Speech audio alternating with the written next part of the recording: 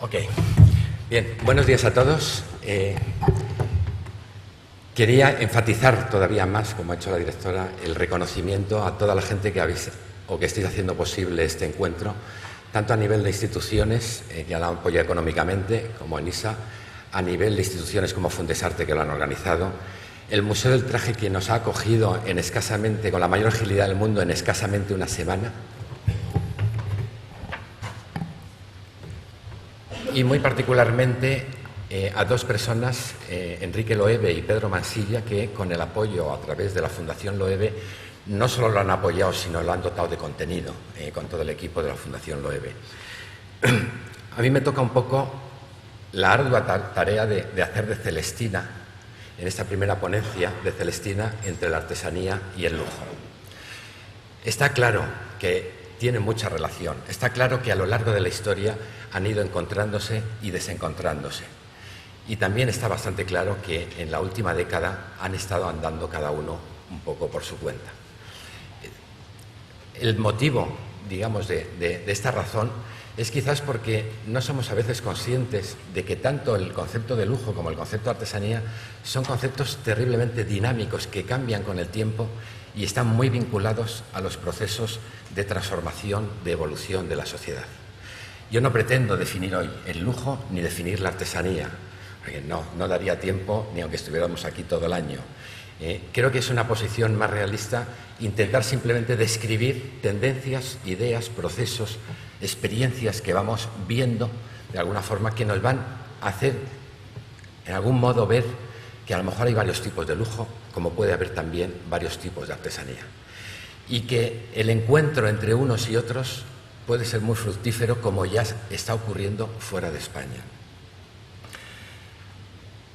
El lujo, ya nos decía Lipovetsky, el lujo es la base en la construcción del imaginario de una sociedad. Y el lujo es un concepto muy dinámico que ha cambiado a lo largo del tiempo. Lipovetsky nos habla al principio de un lujo mágico, un lujo que establece un poco las primeras relaciones sociales en un entorno natural con un componente mágico.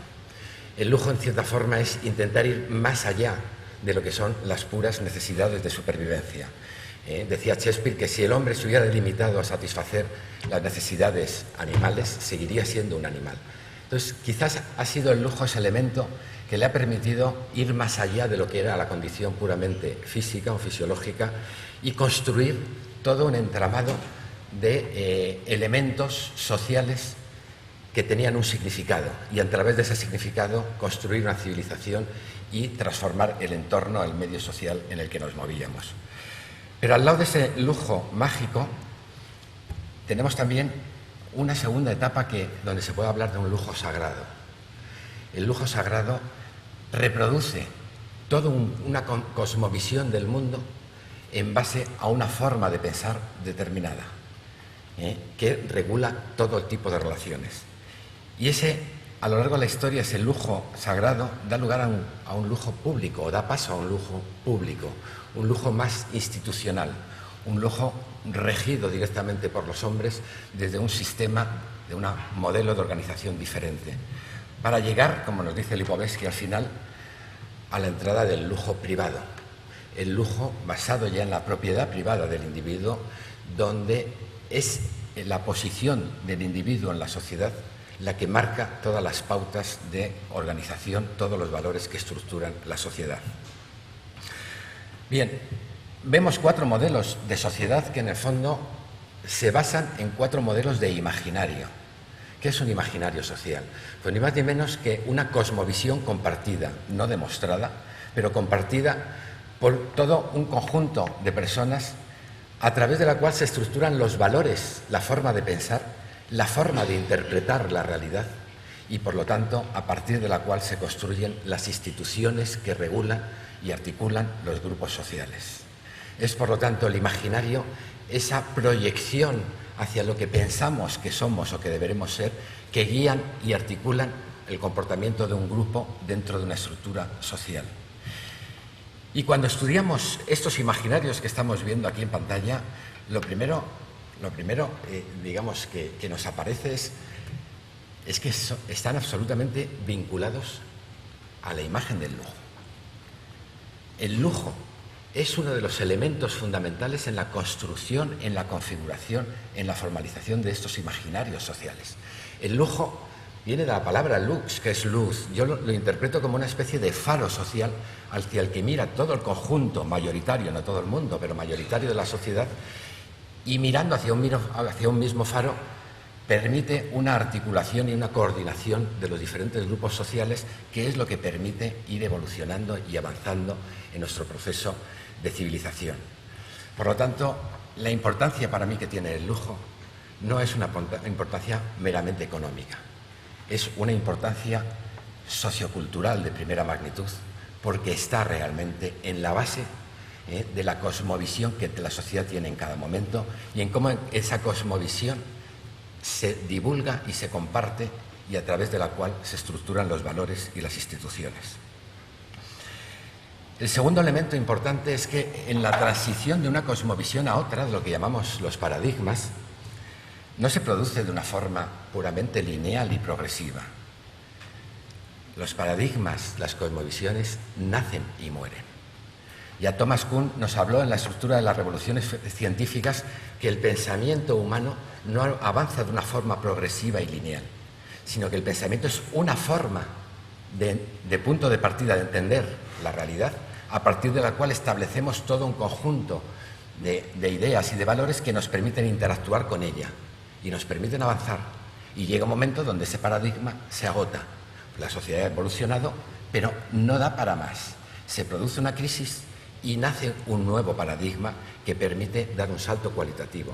La sociedad avanza, por decirlo de una forma, a trompicones, por decirlo de una forma más directa y lineal. ¿Qué es lo que intento reflejar en el gráfico de abajo? La sociedad, un paradigma, una idea de pensar, nace, se va generalizando, se consolida como un modelo establecido, permite la organización institucional de instituciones que lo optimizan y llega un momento donde entra en decadencia, donde ya no nos sirve para explicar la nueva situación en la que se encuentra la sociedad. Y nace un nuevo paradigma, va naciendo progresivamente, como lo vemos en la parte de abajo, hasta que va sustituyendo al anterior. Este proceso de transformación social es clave cuando hablamos del lujo, porque el lujo está tanto en la consolidación de un paradigma como en el nacimiento y en la configuración del nuevo, que son etapas confusas, son etapas traumáticas normalmente, son etapas, digamos, de desconcierto, porque cuando decae un paradigma se hunden nuestros valores, perdemos nuestros valores, que están basados en el paradigma. Al perderse los valores, la sociedad se desestructura, se fragmenta y tiene que buscar un nuevo paradigma de una forma completamente diferente. Y esto va ocurriendo con todos los paradigmas, con todos los imaginarios a través de los cuales ha ido transitando la sociedad en la evolución de su civilización. Y ese es un poco el punto de partida del que me gustaría partir, donde me gustaría colocar la base para entender qué es lo que está pasando o qué enfoque o cómo tenemos que mirar a las transformaciones que se están produciendo en el mundo del lujo y en el mundo de la artesanía. El lujo formaliza, por lo tanto, la cosmovisión, el imaginario de una época. No es un lujo, no es un imaginario absoluto. La época en la que nos encontramos inmersos, el paradigma del siglo XX es el paradigma mecanicista, racionalista y fundamentalmente materialista, basado en la idea del progreso material, que tan buenos resultados nos ha dado a la hora del desarrollo científico y técnico. Pero también es verdad que no todo es progreso material y que simplemente el aspecto material no garantiza el progreso y el desarrollo de una civilización y de una sociedad. El resultado final es que todo el mundo tiene la sensación de que nos encontramos al final de un modelo. Algo que ha sido enfatizado por la crisis económica, donde el problema no es que se hayan hecho mal cosas, sino el problema es que la crisis es la expresión de un agotamiento de un modelo que no es que pase nada y que sea traumático, sino que necesita un cambio, necesita abrirse a un nuevo imaginario, a unos nuevos valores que permitan un salto cualitativo.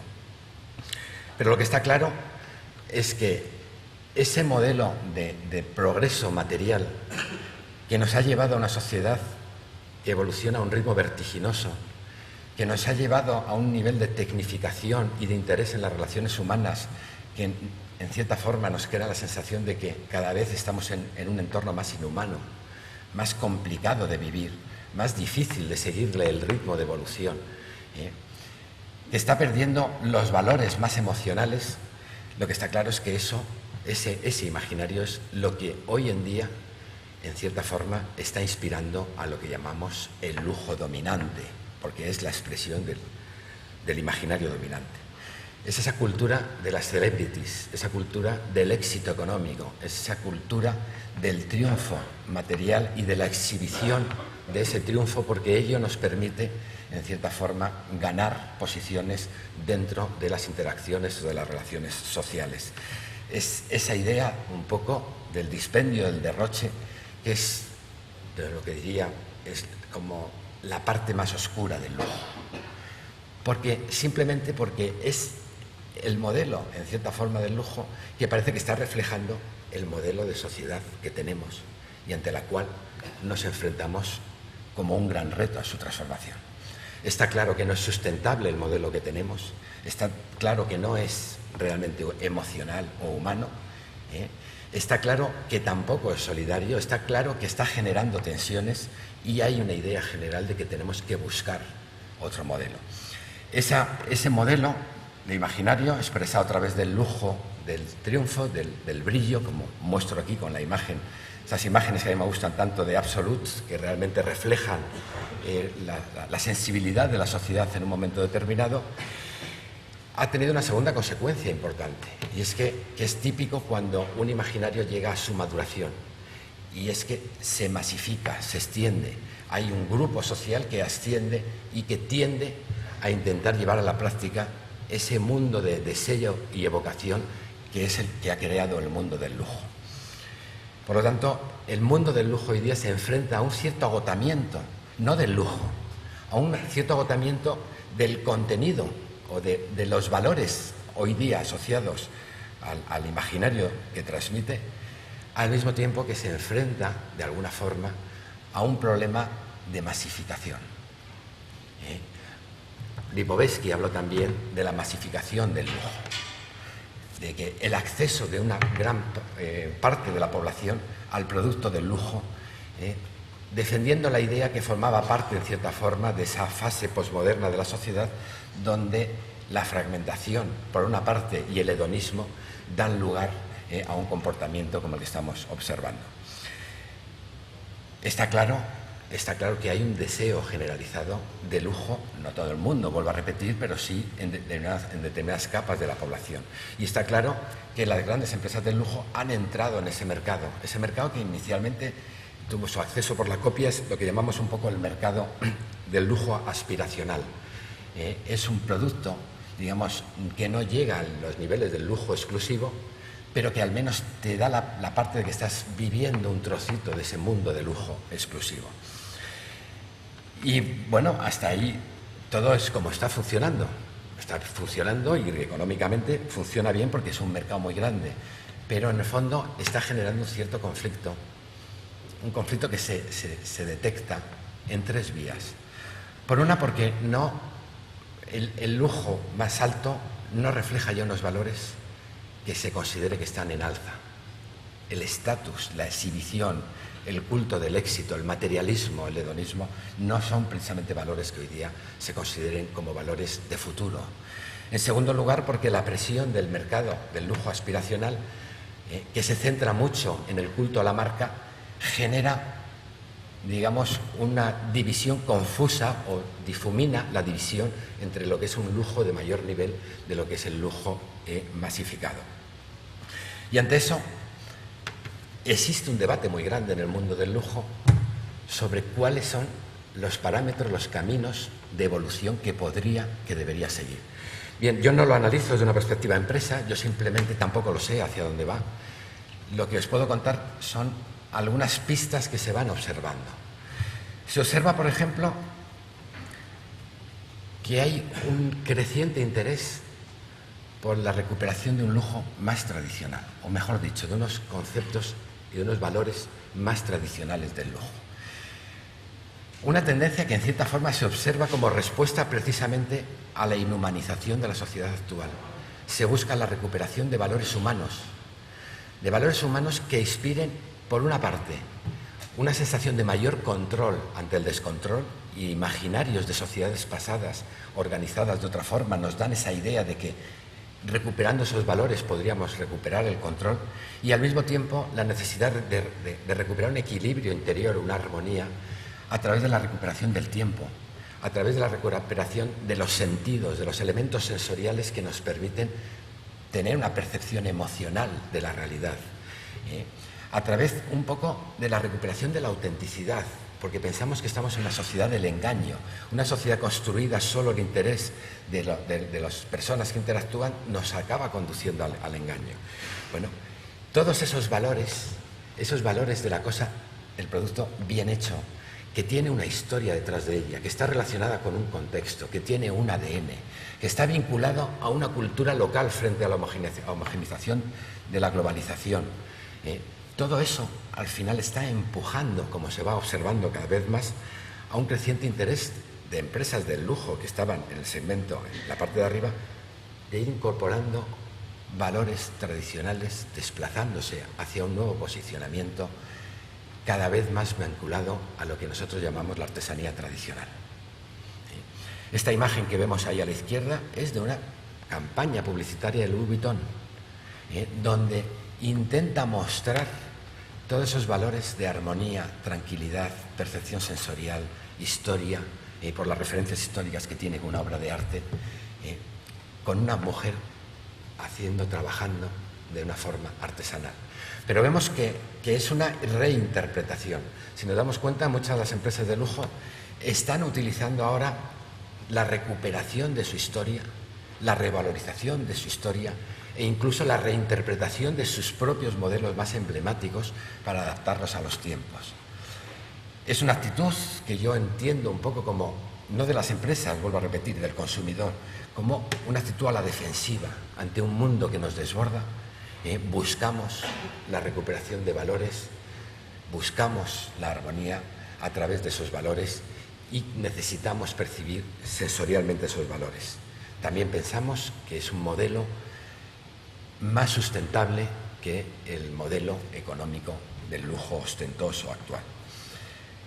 Pero también observamos que existen otros nuevos planteamientos que responden a los mismos problemas a los que está respondiendo lo que llamamos el lujo tradicional, pero de una forma diferente.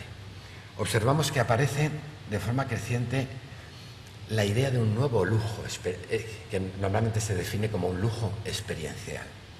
Nadie sabemos lo que es, pero levanta muchísimo interés. Se intuye y se observa por el comportamiento y la valoración de determinados productos e iniciativas, que es un lujo donde lo que importa no es la posesión del producto, sino la experiencia que genera el producto, donde esa experiencia se vincula con una experiencia sensorial, no racional, como respuesta precisamente a los sueños de la razón que ha producido o que está produciendo los estertores del paradigma racionalista del siglo XX. Entonces, la necesidad de descubrir a través de los sentidos, de descubrir desde una perspectiva emocional hacia dónde tenemos que ir en el futuro. Fijaros que ante un paradigma que se agota hay una tendencia a recuperar, actualizando paradigmas anteriores, hay otra tendencia a construir nuevos paradigmas. Yo no digo que una sea mejor que otra, son de hecho tendencias complementarias. Lo que resulta muy interesante es que esa idea de no posesión se carga en gran medida la idea de exhibición y de estatus. Es un lujo discreto. Es un lujo que incluso no tiene o no tendría por qué ser caro, porque a veces está más en el conocimiento, en la capacidad de la persona para apreciar los detalles que en el gasto para adquirir un servicio o un producto donde ya te lo han hecho. Se intuye que es un grupo, o que apunta hacia un lujo más activo, más proactivo, como más creativo, que busca, en cierta forma, busca algún tipo de reflexión. En los productos que vamos viendo que van saliendo, en las iniciativas dispersas que van surgiendo, vemos que son productos que establecen diálogos, confrontaciones. Son productos que escarban en nuestro pasado, en la tradición, no para readaptarlas, sino para reinterpretarlas desde un diálogo con la innovación. Vemos que son productos que reinterpretan nuestra identidad local, pero haciéndola dialogar con una identidad global, porque estamos inmersos en un mundo global. Vemos que son productos que intentan, de alguna forma, generar algún tipo de reflexión en torno a la compatibilidad entre sostenibilidad y desarrollo tecnológico al cual no podemos renunciar. Es decir, es un campo de experimentación conceptual, pero desde una perspectiva más emocional que racional. Estos son intuiciones basadas en iniciativas, en experiencias que van surgiendo. Pero es que es curioso, por eso he colocado esa imagen como representativa del lujo, de un posible nuevo lujo, porque ni siquiera es un producto, es un plato de Ferran Adrià. Es un plato donde la estética del plato tiene casi tanto valor como el propio contenido del plato. Es un plato donde juega con las texturas, además de con los sabores, juega con los olores, juega con nuestra percepción sensorial. Pero además es un plato que mezcla identidad local con proyección global, que mezcla alta tecnología aplicada a la alimentación con la recuperación de significados tradicionales de alimentación tradicional. Es un producto que además se vende en un contexto experiencial y donde lo que tú te llevas es la propia experiencia. Y es la alimentación hoy día, quizá por eso, es uno de los campos de evolución más punteros en el mundo de las tendencias, en el mundo de la evolución y de la construcción de los nuevos imaginarios. Es muy curioso la sintonía que hay, y ahí os recomendaría que lo miraseis en la web, que hay una referencia a una empresa artesanal que se llama Luesma, que está aquí con nosotros, que ha diseñado los platos físicos para este tipo de platos gastronómicos. Y si leéis el proceso de conceptualización con el que desarrollan cada idea, es que te emocionas, no puede ser más que emocionarte. Ese es un poco lo que vamos intuyendo que aporta de alguna forma, una nueva visión del lujo. No porque sepamos que va a ser exactamente eso, sino precisamente porque sabemos que es algo que no sabe lo que va a ser y está explorando a descubrir qué quiere ser, de alguna forma. Y es precisamente ahí donde engancha completamente con los planteamientos de lo que llamamos la artesanía conceptual, la artesanía contemporánea. Una artesanía que no es tecnología solo, sino que no se define por el hecho de estar hecho a mano, sino de estar concebido, creado con las manos en un diálogo con el material, pero mezclándolo también con nuevas tecnologías. En una artesanía que se basa fundamentalmente en las ideas que transmite, pero transmitiéndolas emocionalmente. En una artesanía que se basa incluso en procesos de co-creación, que requiere una potente comunicación, que es un producto vivo que está dialogando constantemente en el mercado. No es un diseño para vender una idea, es un producto que por eso requiere estructuras productivas pequeñas, ágiles, donde el creador tiene incidencia directamente en el propio proceso de producción o de concepción del producto, donde hay un contacto directo con los consumidores. Y esas son experiencias que vamos viendo de forma puntual que están ocurriendo en Europa. En Europa, la alta costura ya hace casi 10 años que está reivindicando el concepto de artesanía. Y ya las grandes marcas están entrando, tanto Louis Vuitton como Hermès, que me comentaban ahora, que incluso lleva un artesano a las tiendas para mostrar cómo se hace el proceso. O todo el trabajo que hace Loewe divulgar y mostrar todo el proceso de concepción y fabricación y creación de marca de Loewe están en esa línea. Pero quizá donde estamos más atrasados es en el desarrollo de ese planteamiento más conceptual. Y estamos atrasados en gran medida por un problema en general típico del Mediterráneo y en particular muy agravado en nuestro caso, en el caso de España. Y es que estamos hablando como de dos conceptos nuevos de artesanía, porque la artesanía tradicional recuperada, como la llamamos la artesanía suntuaria, se ha perdido en gran medida en nuestro país. La artesanía es un mundo diverso, igual que el lujo, y hay distintos tipos de artesanía porque hay distintos tipos de personas que le otorgan propiedades o que tienen una imagen diferente de la artesanía. No tenemos que ponerlos de acuerdo, no tenemos que decir que unos tienen razón y otros no. Lo que tenemos es que entender que hay distintas formas de vivir la artesanía, que eso significa que hay distintos segmentos de mercado de la artesanía y que cada segmento trabaja con un concepto de producto, con un concepto de producción, con una filosofía y con un tipo de público radicalmente distinto. Entonces, el problema es que en nuestro país la palabra artesanía, en cierta forma, está directamente asociada a solo un tipo de artesanía. No es porque ellos la hayan secuestrado, es el consumidor, o es los consumidores, las personas en general, las que mantenemos esa idea más estereotipada de la artesanía como un modo de producción medieval de un producto popular hecho con las manos, con raíces folclóricas. Un producto que ha tenido una etapa de desarrollo muy grande, pero que se ha ido cada día banalizando, vulgarizando en el mercado. Tuvo su auge en los años 80 como un producto de altísima calidad, pero como todos los procesos, todas las tendencias del mercado, nacen alternativas, se dignifican en el mundo más alto y se van vulgarizando.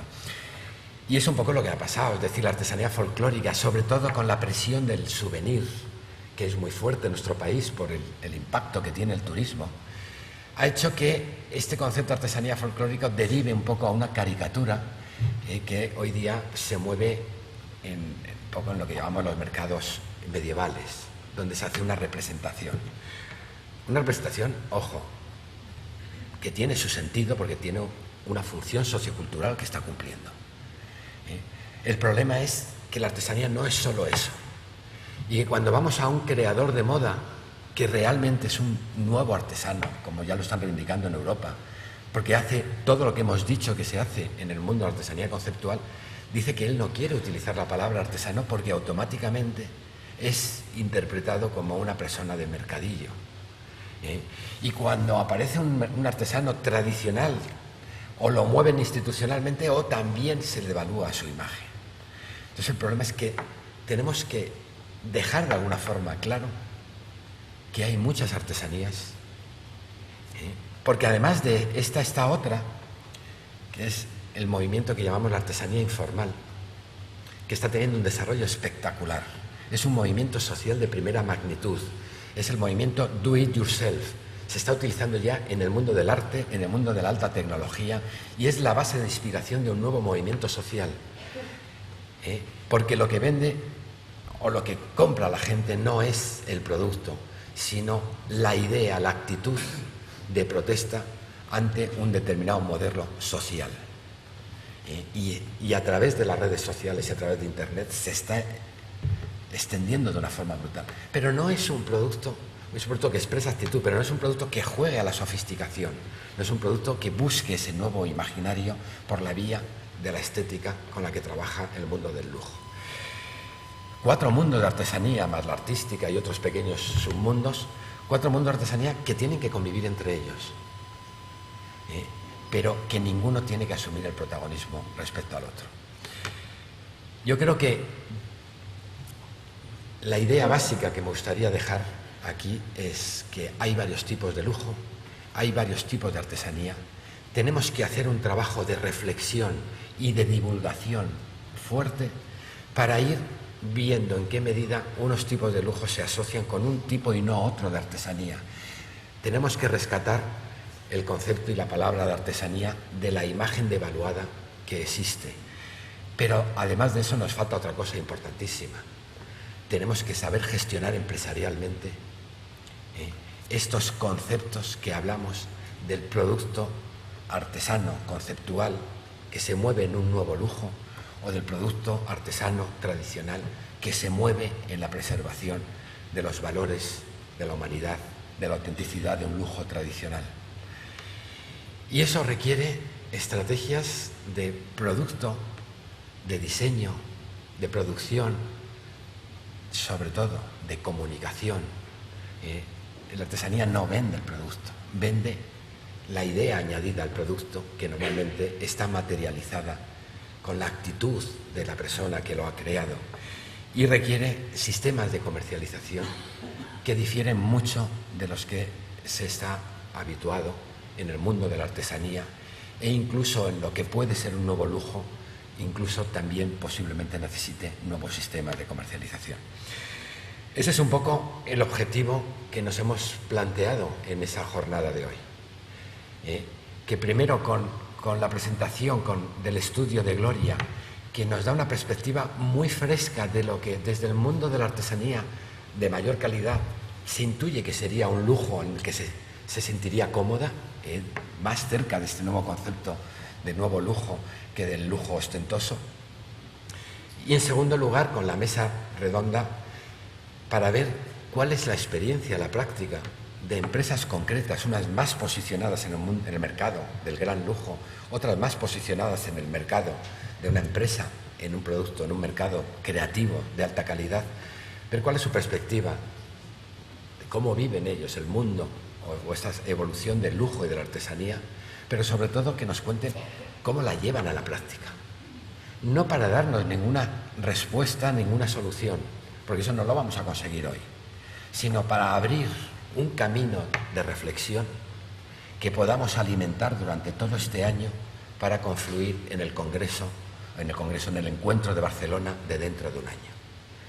O sea, no tenemos aquí respuestas, lo que queremos es ordenar las preguntas para, a través de otro tipo de acciones, a través de la web que iremos potenciando, ir intercambiando experiencia, recopilando información, provocando reflexión, divulgando nuevos conceptos entre la sociedad para llegar a un segundo encuentro donde, digamos, podamos tener pistas mucho más claras.